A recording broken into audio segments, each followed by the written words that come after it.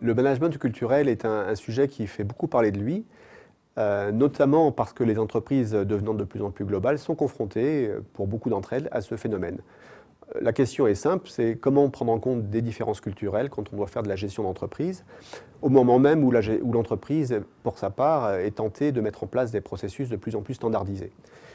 Bien sûr, chez EADS,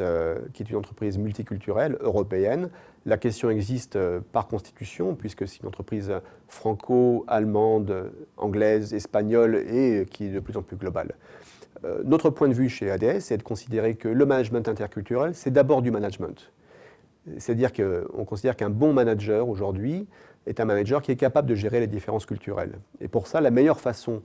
de le faire est non pas de stigmatiser les différences culturelles,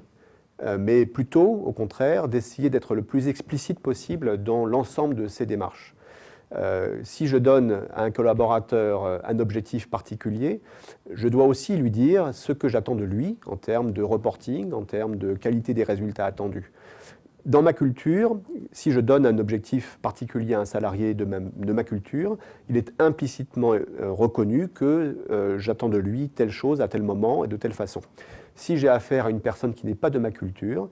ce côté implicite ne sera pas compris et pourra générer des incompréhensions qui seront levées si au contraire je mets en place un management extrêmement explicite. Donc pour moi, le management interculturel, le bon manager interculturel, c'est celui qui met en place des process extrêmement explicites et qui est capable de mettre en place une gestion précise de ses ressources humaines, de ses équipes. Donc pour moi, GPEC, ce n'est pas gestion prévisionnelle des emplois, c'est gestion précise des emplois. Alors ces différences multiculturelles, elles existent bien sûr, il ne s'agit pas de les nier. Nous considérons qu'au contraire, la différence multiculturelle génère de la richesse pour l'entreprise et qu'avoir à disposition des points de vue différents qui sont issus d'expériences différentes, de cultures différentes, d'éducations différentes, sont plutôt porteuses de richesse et qu'il ne faut surtout pas chercher à les gommer, mais bien au contraire, essayer de les faire s'exprimer et donc mettre en place également un management qui tolère la différence, qui accepte les différences de point de vue,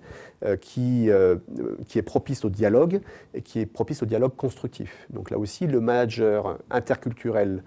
qui réussit est celui qui est capable non pas de gommer les différences, mais au contraire de les connaître, de les mettre en valeur et d'en profiter, en tout cas d'essayer d'en tirer le meilleur profit.